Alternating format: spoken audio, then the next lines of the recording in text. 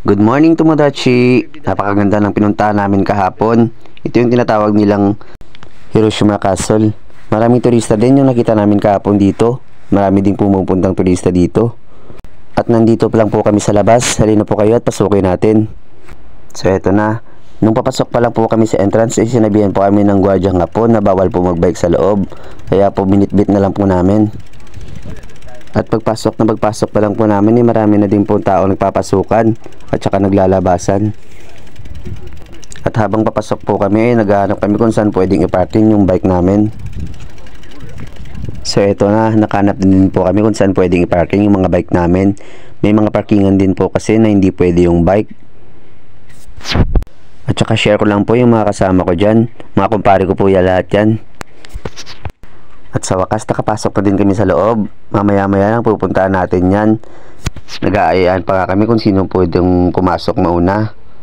Pero syempre, lahat na lang kami papasok, sabay-sabay na lang. Meron po kasing entrance dyan sa loob kapag pumasok ka po sa taas.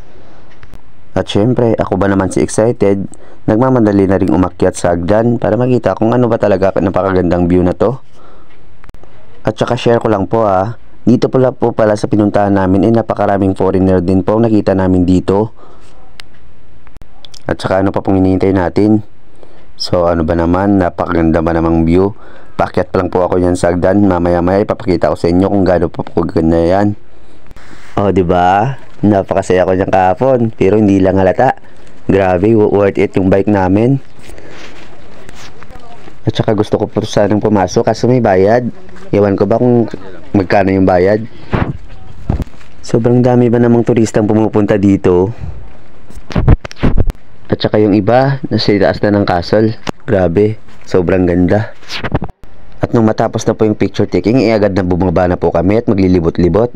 Syempre, yung iba nagpi-picture muna o shoutout muna sa kumpare ko, si Anson. Grabe. Sa lahat ng dinaanan namin talagang maraming tao. Sobrang ganda.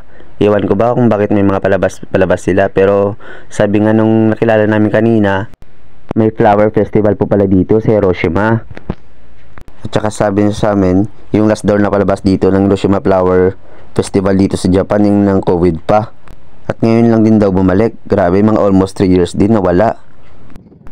At nung paglabas din namin ito talaga yung bumungad sa amin. Grabe, napakalaking goldfish. Ito yung mga koi fish na halos mga 4 kilo ata yung timbang. Grabe, napakarami. Ito yung mga isda na dito ko lang na-experience na kapag nilapitan mo, grabe, lalapit din sa'yo. Napakaganda at napakalaking mga isda to. At saka share ko lang po ito po talaga yung kinukwento sa akin ng supervisor ko hapon na sa Hiroshima proper daw. Marami daw pang koi fish doon. So ito na, ipapakita ko sa kanya to sa pag naka-duty na ko. Dolang panganan ba? Hindi na yan.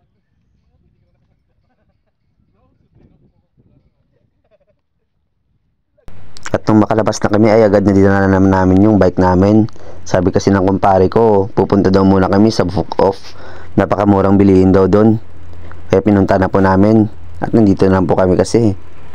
Grabe yung tao dito, napakarami. Parang nasa Tokyo ako.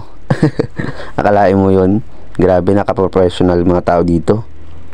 At hanggang dito na lamang po yung video ko. Grabe, sobrang haba po kasi kapag dinugtong ko. Ipopost ko na lang po mamaya yung part 2 nito. Grabe, napakaganda at worth it. Maraming salamat po pala sa mga sumusuporta sa akin. Sana po wag po kayong magsawang sumuporta sa akin. Pa-like, follow and share na lang po ng mga video ko. Maraming salamat po. Ingat. Ingat po kayo palagi. God bless.